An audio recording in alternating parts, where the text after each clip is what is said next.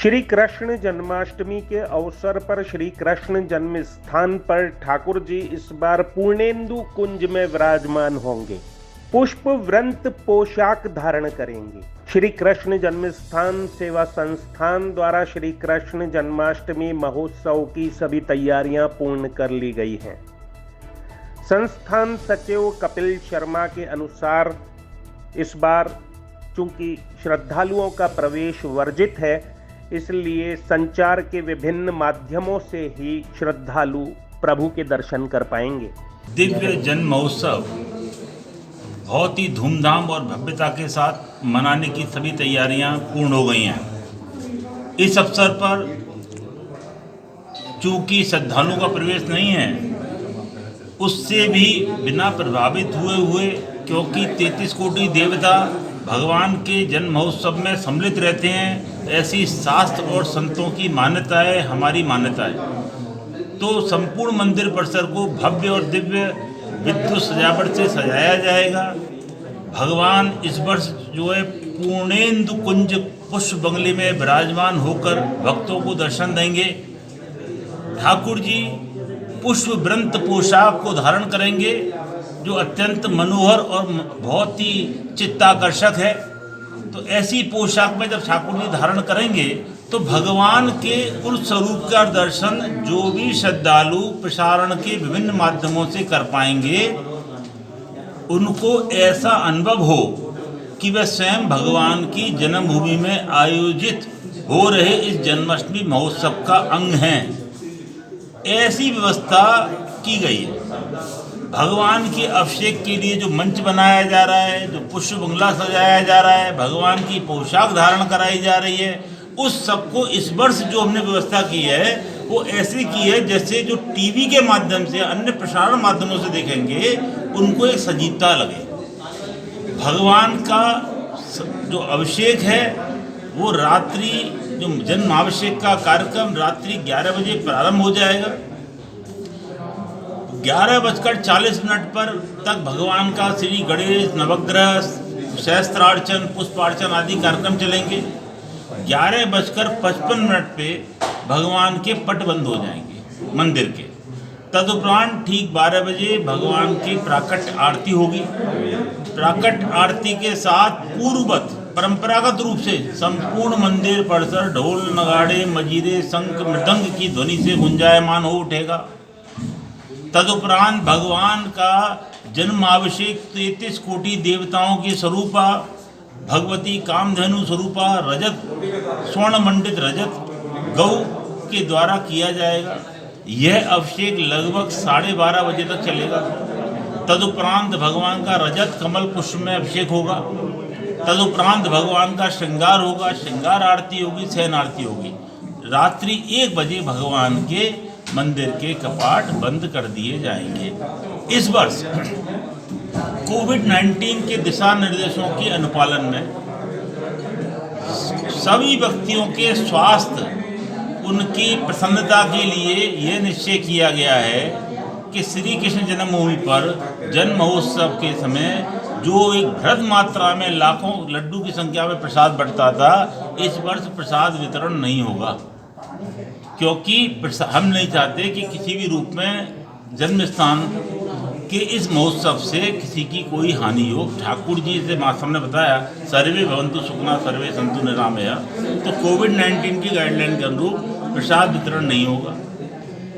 मंदिर में अत्यंत सीमित संख्या में जो पूजाचार्य और मंदिर की व्यवस्थाओं से जुड़े ट्रस्ट और ट्रस्ट के लोग ही उस महाभिषेक कार्यक्रम या अन्य कार्यक्रमों में रहेंगे।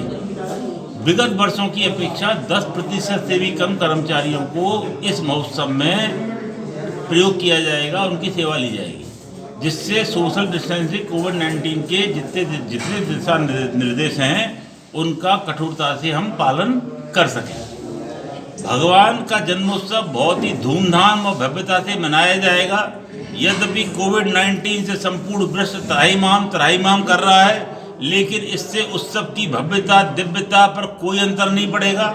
हमें विश्वास है कि जो भी श्रद्धालु प्रसारण के विभिन्न माध्यमों से इस महोत्सव का दर्शन करेंगे, उनको अलौकिक पुण्य और आनंद की प्राप्ति होगी। जय श्री कृष्ण। संस्थान के वरिष्ठ सदस्य गोपेश्वर नाथ चतुर्वेदी ने प्रशासन से आग्रह किया है कि मनाही के बावजूद जो श्रद्धालु यहां पर आ जाएं, उनके लिए प्रशासन द्वारा उचित प्रबंध किए जाएं। ऐसा है, निश्चित रूप से ये अवसर जो कोरोना काल कह रहे हैं हम लोग, बड़ा दुर्भाग्यपूर्ण अवसर आया कि हम जिस दिन के लिए देश विदेश में करोड़ों लोग कृष्ण भक्त इस कृष्ण जन्मभूमि पे अपने आप को उपस्थित पाते थे, साकार रूप में या मीडिया के रूप में प्रभु के दर्शन करते थे, उसकी सन्निधि में अपना फिर 12 बजे जन्म के बाद में व्रत तोड़ते थे। तो मीडिया प्रसारण तो होगा, लेकिन साकार रूप से जो लाखों लाखों भक्तें आते थे वह इस साल नहीं आ पाएंगे।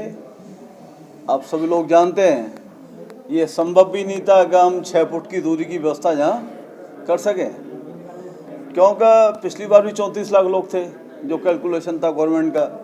तो इतनी बड़ी संख्या में और भक्त आए और उनको कोई तकलीफ हो या कहीं कोई ये छूत की बीमारी जैसी है, कोई संक्रमण हो जाए तो निश्चित से हम सभी को कष्ट होता।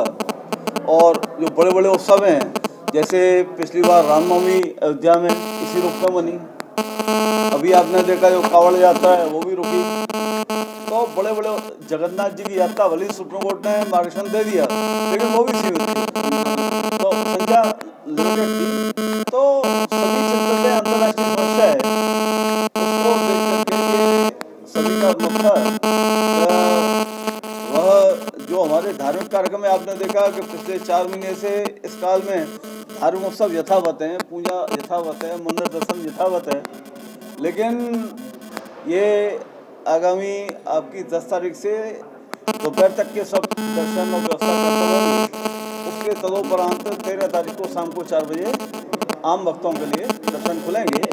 लेकिन जो हमारे अभिषेक के कार्यक्रम, सुबह के जो भगवान के जो भजन बंदन और पुष्पांजलि, वह उसमें कोई अंतर आप देख रहे हैं कि भगवान की दिव्य सजावट मंदिर प्रांगण की चाहता हो रही है, सब व्यवस्था होंगी, तो वह व्यवस्था में कोई कमी नहीं है। केवल एक है कि जैसे शासन प्रशासन से भी आग्रह किया गया है कि वो बड़ी बड़ी स्क्रीन लगवाएं जगह जगह और लाइव टेलीकास्ट ज़्यादा से ज़्यादा कराएं, मतलब जिससे कि लोग जो घर बैठे देश विदेश में दर्शन कर सकें और किसी को ये महसूस ना हो कि वह इस पवित्र दिन में भगवान के दर्शन से वंचित हो गया। लेकिन निश्चित रूप से जो आम श्रद्धालुओं की या कोई भी होगा, केवल ये तय हुआ है कि जो व्यवस्था में होंगे प्रशासन अधिकारी वही आएंगे, उसके अलावा जैसे जन्मभूमि व्यवस्था में वही आएंगे, उसके अलावा अतिरिक्त तो कोई भी यहाँ भीतर नहीं आएगा, जिससे कोई ये न कहे कि साहब कुछ भी आए या कुछ भी। हमारे लिए सब VIP है, जो भी श्रद्धालु जन्मभूमि में आता है वो सभी VIP है, सभी विशिष्ट है, जो भगवान का भक्त है, उसमें कोई हम जो भेदभाव कभी भी नहीं करते। इसलिए कहीं ये भी सबसे प्रार्थना की गई है कि यदि नियमित सबके लिए दर्शन, हाँ व्यवस्था के लोग जो आएंगे वो आएंगे, वो कोई भी अधिकारी हो या कोई भी हो वो तो रहेंगे, हमारे जन्मभूमि के भी वही लोग रहेंगे जो वहाँ व्यवस्था में, अतिरिक्त कोई भी नहीं आएगा, जिससे किसी को ये क्वेश्चन हो कि साहब कुछ लोग आ रहे हैं कुछ लोग नहीं आ रहे हैं, तो ऐसा भी कुछ भी नहीं होगा। और उत्सव धूमधाम से, हमें तो अभी इच्छा थी कि शुभ रामलला का मतलब है कि 3 लाख लोगों के बलिदान के बाद में और 492 साल के बाद में भव्य मंदिर का निर्माण हुआ, तो रामलला के बाद में सबकी हार्दिक इच्छा है कि कृष्ण लला और काशी विश्वनाथ पे भी आगे लोग बढ़ेंगे, तो और उत्साह से लोग यहाँ आते कि अब तो केंद्र बिंदु जो है यही दो रहेंगे। तो निश्चित रूप से अब के, और हमको भी बड़ी प्रसन्नता होती कि और लोग आएँ, ज़्यादा से लोग आएँ, ज़्यादा से व्यवस्था करें, ज़्यादा से ज़्यादा प्रसाद वितरण करें, पंचायत वितरण करें। लेकिन जो वैश्विक स्थिति है उसको देखते हुए यह सभी के हित में, ये भगवान के भक्तों को कोई तकलीफ न हो जाए, इस दृष्टि से निर्णय लिया है।